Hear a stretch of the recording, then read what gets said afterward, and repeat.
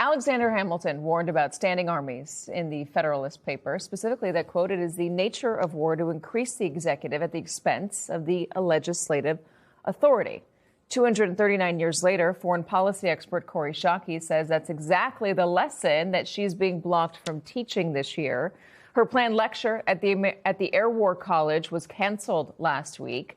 And although she has no proof it was for political reasons, Schake writes, the Defense Department under Secretary Pete Hegseth has made clear that people and institutions may be excluded from involvement in professional military education for ideological reasons. Kori Schake is with us. She is the Director of Foreign and Defense Policy Studies at the American Enterprise Institute and has worked at the State Department, Department of Defense, and the National Security Council, all under George W. Bush. Really good to have you, as always. Thank you for joining us. It's a great pleasure, Katie. So I went back. You quote the Federalist Papers in your piece. You say that the founders warned over and over again in the Federalist Papers about having a standing army and the worry of militaries usurping the power of civilian authority. And so I pulled that little piece from, I think, Federalist Paper number 8. Explain to me the lesson that you were trying to teach at this college regarding the separation and why it's so necessary to maintain civilian control.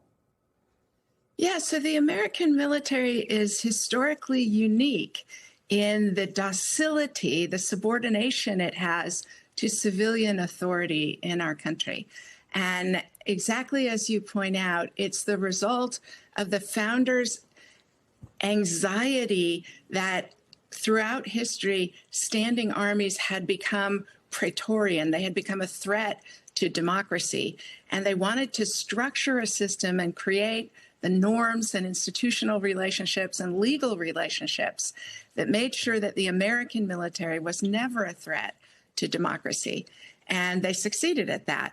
But it took a while, and it took the extraordinary example of the structure of American government and of George Washington's precedents in that structure. You mentioned a time when it was threatened, and this was the time of Ulysses S. Grant, not when he was president, before he was president, but while he was still a general. Explain what happened. Yeah, so there's never been a military officer put in as awkward and consequential a position as Ulysses Grant was in 1866 and 1867. So it's after the Civil War, but it's when Congress and President Andrew Johnson were fighting so incendiarily over Reconstruction of the formerly seceded Confederate States. And Congress was threatening to impeach the president for the first time in American history. The president was threatening to disband Congress as inciting revolution. And Johnson tried to send Grant out of the country. Grant refused.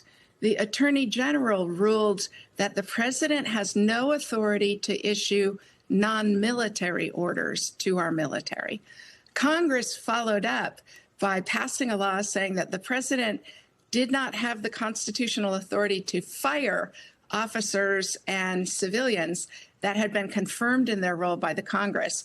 President Johnson fired Secretary of War Edwin Stanton, tried to put Grant in his place as both the civilian and the military leaders. Congress threatened Grant with 5 years in jail and a $10,000 fine. President Johnson offered to do the time and pay the fine if Grant would uphold his constitutional authority.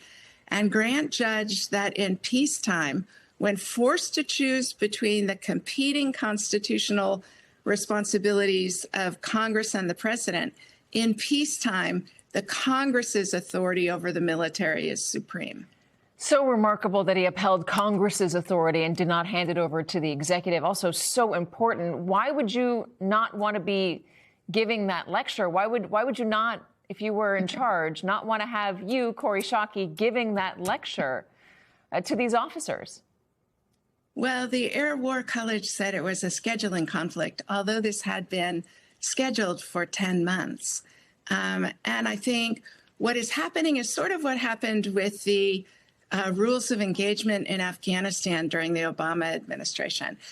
Secretary Hegseth has created a command climate where people are fearful of justifying their choices that they fear he might disapprove of. So at every echelon of command, my guess is that people are preemptively complying with what they think the secretary wants because they don't want to be wrong.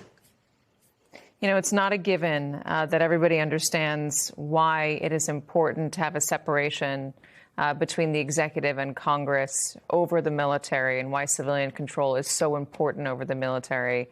It has to be taught. And it's disappointing, certainly, that you're not able to teach that lesson this year. Hopefully next year, Kori. Hopefully next year. Thank you.